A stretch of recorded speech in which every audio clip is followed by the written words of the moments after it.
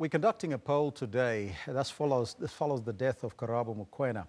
And of course, we're asking you the question, is the hashtag men are trash a negative campaign? That's the question. You'll see the hashtag rest in peace Karabo, Bongeka Pungula, not in my name, femicide, SABC News, and women abuse. Now, so far, we have 230 votes in. You have 22 hours still to vote. It's split right in the middle. Now, this campaign has split men and women, of course, right in the middle. That story surrounding the death of Karabo Mokoena has left many South Africans in a tailspin, really, and many upset, and others have brought to the limelight the account of Alexandra Bukideen, who survived death on her way from Amaponya Mall. Now, everyone is against the behaviors by men, or some men, towards women, and referred to these unjust episodes as devilish, stupid, evil, and destructive. Many were sad and hurt to hear of Mokwena's death, and likewise, Bukelwa Morani's story, which is very closely related to Mokwena's. Bukelwa shared her story on Twitter to raise awareness about how she escaped death by an inch. And now she joins us in studio to share her experience. A very good morning to you and welcome. Good morning. First and foremostly, I know it's painful, but can you share with us your ordeal and what happened on that fateful day? Okay.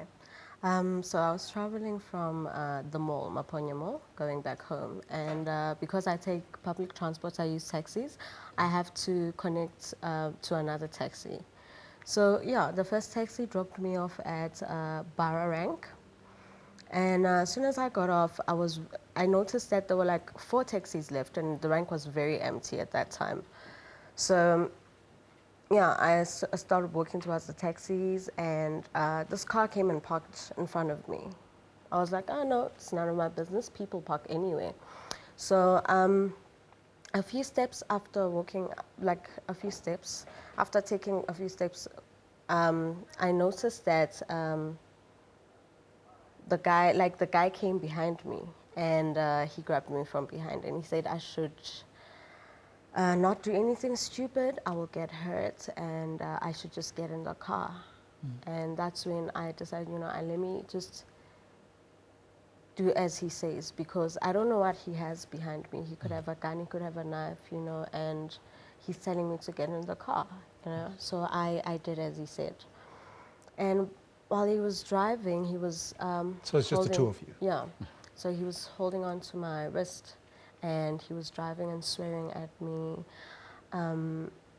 telling me that he was gonna rape me and go kill me.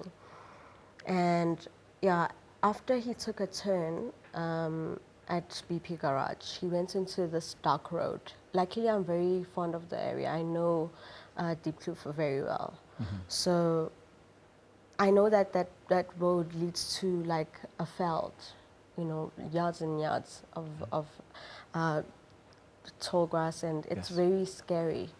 So yeah, I decided, I was looking outside the window at some point, and he let go of my wrist, and he turned up the music in his car. And I looked outside the window, and I saw that the door was unlocked. And I thought to myself, I just have to jump, and that's it. Yeah, so you jumped out? Yeah, I tried to I struggled with opening the door. And, but while I was trying to open the door, he kept hitting me, and he held on to my arm again. And yeah, at that point, I was like, my head was looking over the roof of the car, and I just jumped. Obviously, because he still had my hand, the car dragged me for a couple of seconds, and when I got up, I just started running. Now, these are some of your pictures of the day after, is that correct? Yeah, this was me before, and yeah, this was the day after I got discharged from hospital. How did you overcome this brutal incident? And did you escape from that when you were running through the veld all by yourself? Yeah, he made 3 U-turns to try and find me, but I hid in the bushes, and I covered myself with grass so that he couldn't see me. But eventually I got to the garage, and that's when I found help, and they took me to the hospital. So I've been able to overcome this whole incident through support from my family and support from friends as well. Yeah.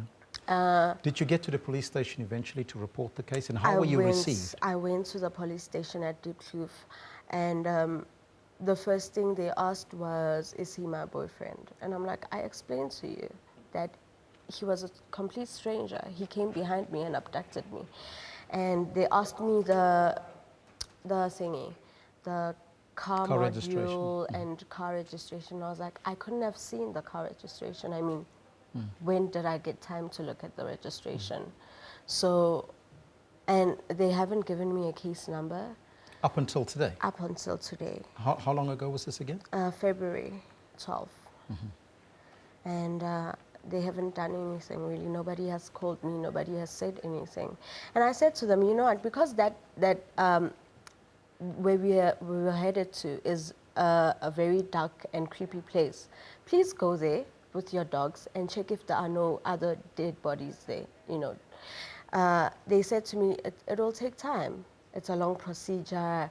We can't just take our policemen and, you know, I was just like, please try, maybe there could be somebody there, somebody else. Did you do a follow-up with the police in relation to the case? Did you go back to the police station to inquire? I called them, but the detective was never around when I called. So I just, you know, gave up as well and said to myself, I will get help somewhere else. Do you feel safer walking around right now at night? No, I don't. Like, if somebody walks behind me, I run. If a car parks next to me, I run.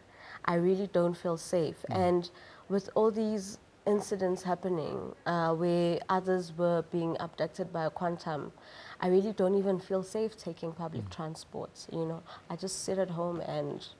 Did you get any counseling? I have gone to 2 people, but like I always tell them, the best counselor is me, you know, and I'm trying to stay positive all the time about this. I mean, if I didn't speak out about this incident, I wouldn't have been able to inspire a lot of women. Yes. Now, we're asking the question to our viewers this morning in relation to the hashtag Men Are Trash, which we're asking, is it a negative, perhaps, a connotation to what men are perceived to be? What are your thoughts after your brutal incident? Well, I tried to explain this on social media, but the men that we speak of are the men that rape women, the men that beat up women, the men that abduct women. You know, those are the men that we speak of. There are still some great and amazing men out there who are doing good.